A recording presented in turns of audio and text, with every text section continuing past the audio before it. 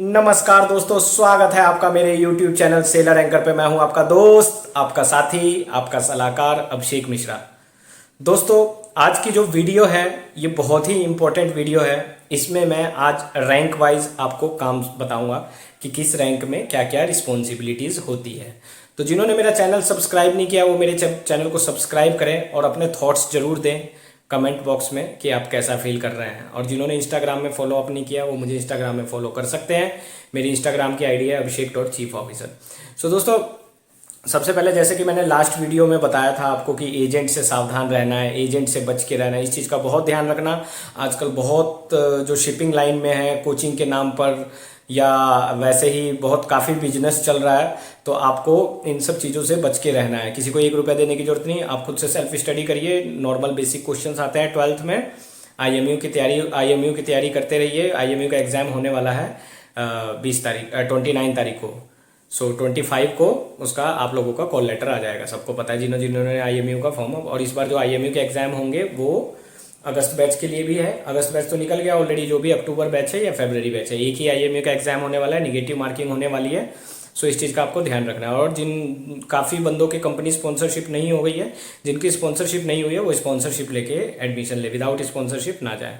सो दोस्तों, आज मैं बात करने जा रहा हूँ रैंक वाइज काम की। तो सबसे पहले जब आप जाएंगे तो आप एज अ कैडेट जाएंगे, एज अ डेक कैडेट जाएंगे। डेक कैडेट का काम क्या होता है?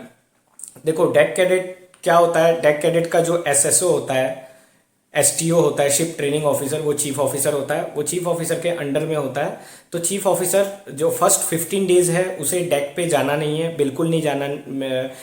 डेक पे अलाउ नहीं है, बिकॉज वो पूरी तरह से फैमिलियर नहीं होता है। उसका पहला जहाज होता है। तो normally as a chief officer मैं पर्सनली कभी डेक कैडेट को जाने नहीं देता। और मेरी जो कंपनी है वाकई में सेफ्टी रिलेटेड काफ़ी अच्छी कंपनी है, क्योंकि मैं इस कंपनी में काफ़ी टाइम से हूँ। मोर देन 10 ईयर होने जा रहे हैं मुझे। सेफ्टी से रिलेटेड कोई ऐसा इशू आया नहीं कंपनी में। स्टोर्स वगैरह कभी भी सामान पे खाना नंबर 1 क्लास खाना है। मेरी जो कंपनी है एंग्लो ईस्टर्न, इसका फूड क्वालिटी जो है नंबर 1 क्वालिटी है। ऑल इंडियंस हैं, अगर यूक्रेनियन रहते हैं तो भी फूड वगैरह बहुत अच्छा होता है। सम टाइम मल्टीनेशनल में ये प्रॉब्लम आ सकती है खाने की। जो वेजिटेरियन है, नॉन वेजिटेरियन है, उनके हिसाब से सम टाइम ये प्रॉब्लम आ सकती है, बट मोस्टली आती नहीं है। आजकल सब शिप पे वेजिटेरियन और नॉन वेजिटेरियन दोनों होता है। तो कैडेट जो होता है शुरू शुरू में घर छोड़ के जाते हैं, जो मोस्टली यूपी या फिर उत्तराखंड या कहीं ऐसी जगह से होते हैं, वो मोस्टली वेजिटेरियन होते हैं जो नॉन वेजिटेरियन नहीं खाते हैं। बट धीरे धीरे वो भी प्रैक्टिस कर लेते हैं। और नहीं भी खाते हैं तो मैं भी ऐसे कई मास्टर्स के साथ सेल किया हूँ, ऐसे कई कैप्टन्स के साथ सेल किया हूँ, ऐसे कोई थर्ड ऑफिसर के या कैडेट्स के साथ सेल किया हूँ जो कि वेजिटेरियन है और लास्ट तक वेजिटेरियन रहते हैं। तो ऐसा कोई हार्ड एंड फास्ट रूल नहीं है कि आपको नॉन वेज खाना ही खाना है। तो आइए कैडेट की बात करते हैं। एक कैडेट जो बेचारा जस्ट 12th पास होता है, जिसको कुछ पता नहीं होता है, वो जस्ट 1 ईयर की प्रीसी ट्रेनिंग होता है। प्रीसी ट्रेनिंग करके शिप पे आता है। तो शिप पे सब फर्स्ट 15 डेज तो उसको फैमिलराइजेशन में लग जाते हैं कि फॉरवर्ड किधर है, आफ्ट किधर है, शिप पे कितनी लाइफ बोट है, कितनी रेस्क्यू बोट है, और फायर फाइटिंग के इक्विपमेंट क्या क्या हैं, एलएसए एफएफए के इक्विपमेंट क्या क्या है। जब एक बार ये सारी इंफॉर्मेशंस मिल जाती है तो चीफ ऑफिसर स्लोली स्लोली उससे paper work and deck work दोनों कराता है। पर दोस्तों, आपको एक चीज का ध्यान रखना है, कैडेट इज नॉट रिस्पॉन्सिबल। मैंने कई बार ऐसा देखा है, कई चीफ ऑफिसर होते हैं, सेकंड ऑफिसर होते हैं, वो कैडेट पे रिलाई होते हैं, थर्ड ऑफिसर होते हैं। ये नहीं है, कैडेट किसी चीज के लिए रिस्पॉन्सिबल नहीं है, because he is not a certified officer. और पहले शिप में आप उससे कुछ एक्सपेक्टेशन नहीं करते। क्योंकि मैं फ्रेंकली स्पीकिंग, जब मैं पहली बार जहाज पे गया तो मुझे तो शिप को समझने में ही काफी टाइम लग गया, क्योंकि घर छोड़ के गया था। मैंने कभी समुंदर नहीं देखा था, दरिया नहीं देखा था, और दरिया देख के थोड़ा अजीब लगा कि यार किधर फंस गए। बट स्लोली स्लोली ये प्रैक्टिस, अब दरिया से इतना प्यार हो गया है कि शिपिंग लाइन छोड़ने का मन नहीं करता। कई लोग बोलते हैं यार तुम आ जाओ शोर में जॉब करो या फिर कुछ और करो, बट फ्रेंकली स्पीकिंग जॉब बहुत अच्छी है, क्योंकि इसमें आपको खाना बनाने की ज़रूरत नहीं, कहीं जाने की ज़रूरत नहीं। अगर आपकी duty suppose that morning 4 o'clock से स्टार्ट है तो आप 3:45 उठ के भी 4 o'clock तक 5 मिनट पहले 10 मिनट्स में रेडी होके जा सकते हैं। नॉर्मली मैं 3:30 बजे उठ जाता हूँ, मेरी आदत है। मैं थोड़ा 5-10 मिनट्स जरूर प्रेयर करूँगा भगवान का, फ्रेशन अप होके तब ड्यूटी पे जाता हूँ।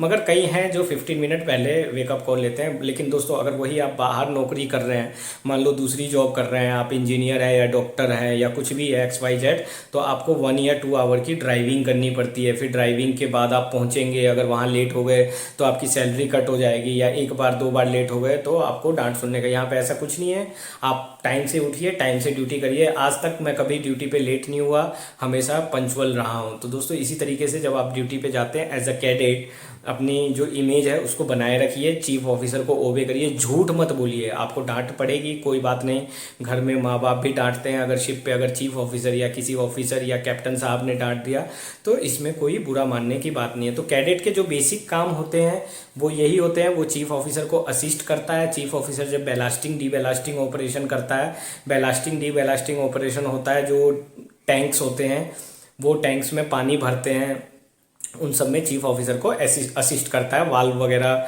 चीफ ऑफिसर बता देगा कि हाँ भाई यहाँ पे ये है, आफ्ट पिक का वाल्व है, या यहाँ पे स्ट्रिपिंग के वाल्व्स हैं, तो उस तरीके से वो वाल्व्स वगैरह ऑपरेट करता है। एंड पेपर वर्क में चीफ ऑफिसर के वीकली वर्क डन में फोटोज़ वगैरह लेगा डेक पे जाके। उसके बाद नेविगेशन में वो आके स्टीयरिंग करता है, लुकआउट करता है। पोर्ट पेपर्स में थर्ड ऑफिसर को असिस्ट करता है, LSA-FFA में थर्ड ऑफिसर को असिस्ट करता है LSA-FFA के वर्क में।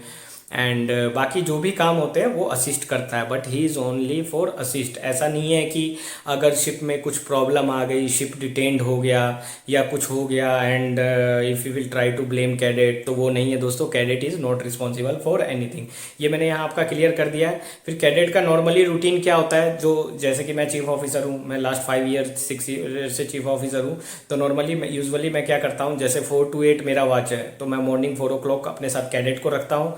उसके बाद 8 to 9 फिर वो फ्रेश ब्रेकफास्ट वगैरह फ्रेश अप होके मेरे साथ डेक पे आएगा। हम लोग डेक पे कुछ ओवरऑलिंग मेंटेनेंस या कुछ पेपर वर्क करेंगे 9 to 12। फिर 12 o'clock से लंच टाइम हो जाता है और रेस्ट टाइम हो जाता है। फिर इवनिंग 4 o'clock से 8 o'clock तक जब मैं नेविगेशन में रहूँगा तो कैडेट मेरे साथ रहेगा। ये एक कैडेट की बेसिक जॉब हो गई है। दोस्तों एक चीज़ याद रखना, अगर आप आज चीफ ऑफिसर नहीं बने, कल को बन जाएंगे या किसी शिप पे जाते हैं, स्पेशली मेरी कंपनी की पॉलिसी है कैडेट से कोई ऐसा काम नहीं करवाना जैसे कि चाय बनवा लो या कोई गलत काम नहीं करवाना है। ये आजकल बहुत इम्पोर्टेंट है। ये पहले के टाइम में होता था, काफ़ी इससे प्रॉब्लम्स होती थी, बट ऐसा बिल्कुल नहीं करना है। उसकी जो ट्रेनिंग रिकॉर्ड बुक है उसको टाइम देना है कैडेट को कि वो अपना ट्रेनिंग रिकॉर्ड बुक वगैरह कंप्लीट करें। उसके बाद जब कैडेट थर्ड ऑफिसर बनता है तो थर्ड ऑफिसर के बाद उसके ऊपर LSA-FFA की रिस्पॉन्सिबिलिटी आ जाती है। LSA-FFA क्या है? Life saving appliances and fire fighting appliances, जो कि लाइफ सेविंग अप्लायंसेज में life boat, rescue boat, life raft, ये सारे सिस्टम आ जाते हैं। इमर्शन सूट वगैरह ये इसमें फिर फायर फाइटिंग में आ जाइए आपके पास fire extinguisher, immersion fire extinguisher. उसके बाद आपके जो फायरमैन आउटफिट होता है, SCBA होता है, EBD होता है, ये सब मेंटेनेंस के काम वो आ जाता है। फिर ये सारे काम जो होते हैं थर्ड ऑफिसर को करने होते हैं। ये सब काम मेंटेनेंस थर्ड ऑफिसर करेगा। उसके बाद फिर वो उसकी परफॉर्मेंस के हिसाब से जो उसकी परफॉर्मेंस होती है उसको प्रमोशन मिलता है सेकंड ऑफिसर में। सेकंड ऑफिसर के लिए कोई एग्जाम नहीं देना, थर्ड ऑफिसर से सेकंड ऑफिसर में। सेकंड ऑफिसर की जो जॉब रिस्पॉन्सिबिलिटीज़ होती है वो होती है passage planning.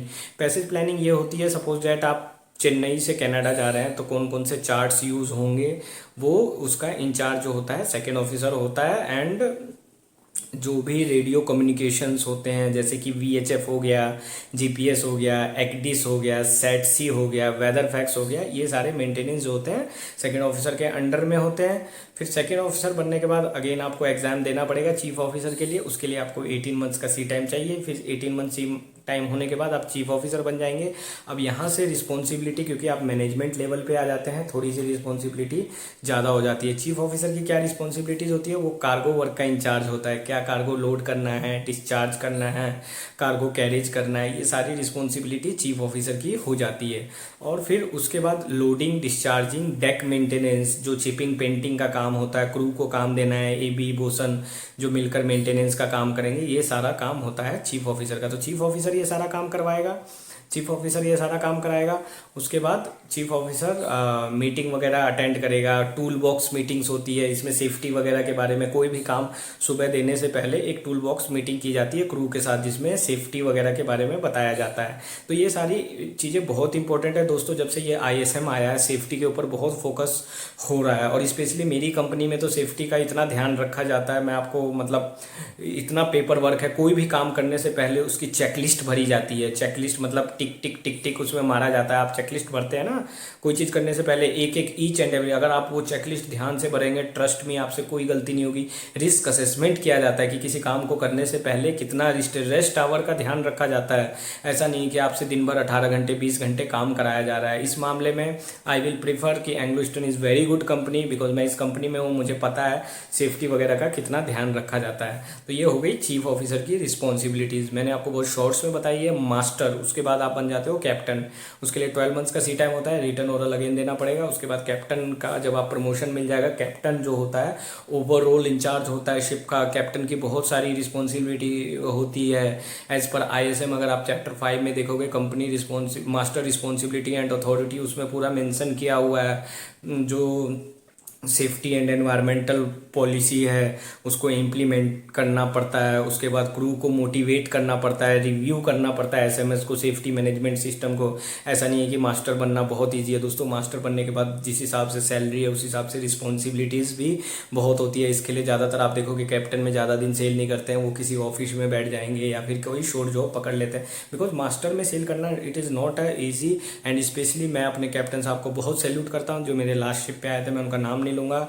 He was 60 years old and 35 year command, such a nice person, इतने कूल आदमी, मैं आपको क्या बताऊं। सो दोस्तों ऐसा नहीं है, आप भी कैप्टन बनोगे, कैडेट से कैप्टन। तो जो मैंने रिस्पॉन्सिबिलिटी बताई है, हो सकता है आपके इंटरव्यू में आपसे कोई पूछे कि कैडेट में एज अ कैडेट क्या करोगे, थर्ड ऑफिसर में की क्या रिस्पॉन्सिबिलिटी होती है, हालांकि पूछेगा नहीं है। और दूसरी बात, ये सारे एक SMS होता है कंपनी का, जो मैनुअल्स होते हैं सेफ्टी मैनेजमेंट सिस्टम के अकॉर्डिंग, उसमें जॉब रिस्पॉन्सिबिलिटीज़ हर रैंक की दी होती है। इसी तरीके से दोस्तों इंजन कैडेट से भी जो जाते हैं, TME से जो जाएंगे 4th engineer, 3rd engineer, 2nd engineer बन के जो लास्ट में चीफ इंजीनियर बनते हैं, तो उनकी भी इस तरीके से रिस्पॉन्सिबिलिटीज़ अपनी अपनी होती है। जैसे किसी की मेन इंजन की हो गई, 2nd इंजीनियर की, 3rd इंजीनियर की, जनरेटर्स की रिस्पॉन्सिबिलिटी हो गई, chief engineer whole and sole in charge of engine room होता है, CO2 रूम का इंचार्ज होता है। अगर CO2 सिस्टम अगर ऑन करना है तो विदाउट चीफ इंजीनियर अथॉरिटी नहीं कर सकते हैं। शिप में रेगुलर ट्रेनिंग एंड ड्रिल्स होती है, वो सब चीफ ऑफिसर के अंडर में आता है। Chief officer training and drill conduct करेगा। तो दोस्तों जब आप चाहते हैं कोई भी ऑफिसर आपको कुछ बताता है तो उसको ध्यान से सुनिए, वो आपके लिए बहुत अच्छा, आपके लिए बोलते हैं, आपके एग्जामिनेशन पर्पस में भी काम आएगा और आपकी सेफ्टी के लिए भी काम आएगा। सो दोस्तों मेरी ये वीडियो होपफुली आपको अच्छी लगी होगी, तो आप अपना रिव्यू ज़रूर दीजिएगा। तब तक के लिए दोस्तों गुड बाय, टेक केयर, जय हिंद।